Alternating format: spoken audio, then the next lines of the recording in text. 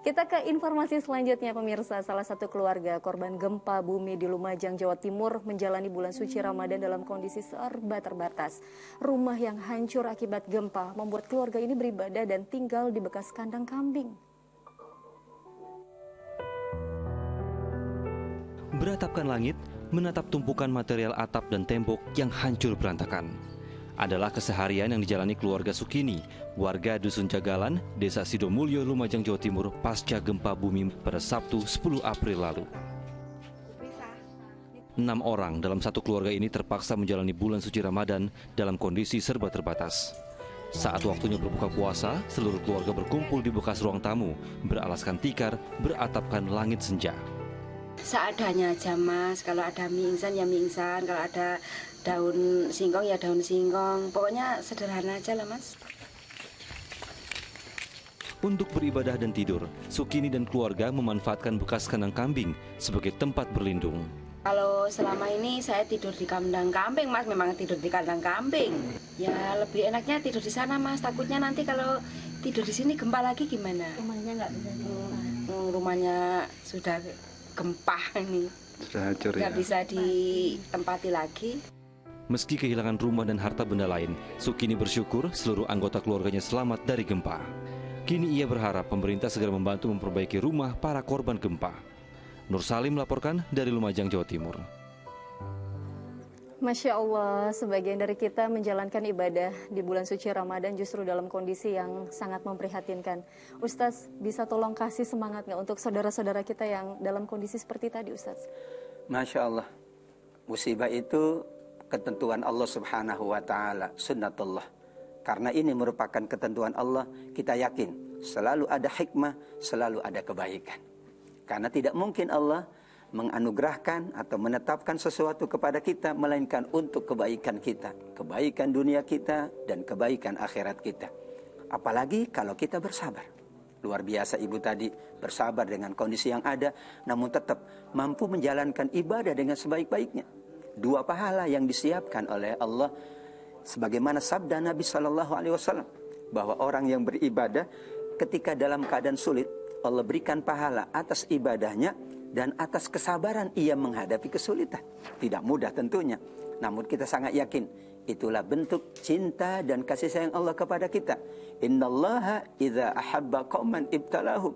Sungguh kita memaknai musibah ini sebagai tanda cinta Allah kepada kita. Allah apabila mencintai seseorang, ia akan selalu memberikan ujian, dan ujian itu kita maknai sebagai tanda kasih sayang, tanda cinta Allah kepada kita. Dan kalau Allah sudah mencintai, maka seluruhnya adalah kebaikan-kebaikan dunia dan kebaikan akhirat kelak, insya Allah. Insya Allah. Kalau tadi kita lihat bicara soal Ustadz bilang bahwa ibu tadi, keluarga tadi adalah keluarga yang sabar.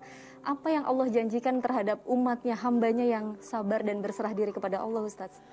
Di surat Al-Ankabut 58-59, Allah janjikan bahwa orang yang bersabar, orang yang hanya berharap kepada Allah, dijanjikan ghurfan tajri min tahtiyal anhar, tempat yang tinggi di dalam surga. Kenapa tempat yang tinggi? Atas kesabarannya. Dan dalam kesabarannya ia hanya berharap kepada Allah. Untuk itu bersabar dan hanya berharap kepada Allah. Allah janjikan tempat yang tinggi di surga. Bukan sekedar surga, tapi ada tingkatan-tingkatan. Dan mereka yang sabar, yang hanya berharap kepada Allah, justru tingkatan surganya adalah tingkatan yang tertinggi di sisi Allah Subhanahu wa Ta'ala. Masya Allah. Intinya kalau kita mendapatkan ujian, jangan menggerutu marah sama Allah, tapi ini tanda bahwa kasih sayang Allah terhadap kita sungguh luar biasa ya Ustadz ya.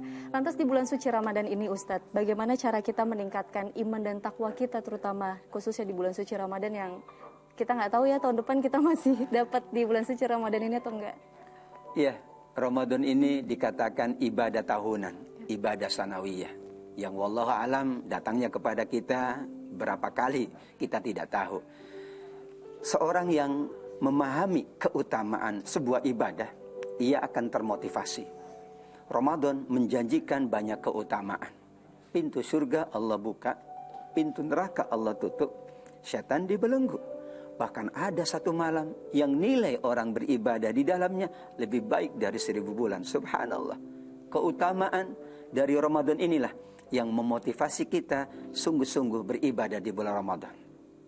Demikian juga ketika kita memahami Ramadan ini adalah event tahunan kita, adalah ibadah tahunan kita, maka bekal yang kita siapkan tentu lebih banyak. Jadi ibadah ada 4, ibadah harian, pekanan, bulanan, dan tahunan. Ini ibadah tahunan, bekalnya lebih banyak. Salah satu bekal adalah kesungguhan kita dalam menjalankan ibadah, dan insya Allah kesungguhan itu berbanding lurus dengan pahala di sisi Allah Subhanahu wa Ta'ala. Masya Allah, semoga kita termasuk dalam golongan hamba yang mendapatkan pahala dan juga diterima amal puasa kita di bulan suci Ramadan ya Ustaz ya. Amin, Amin, amin. amin ya Rabbal Alamin.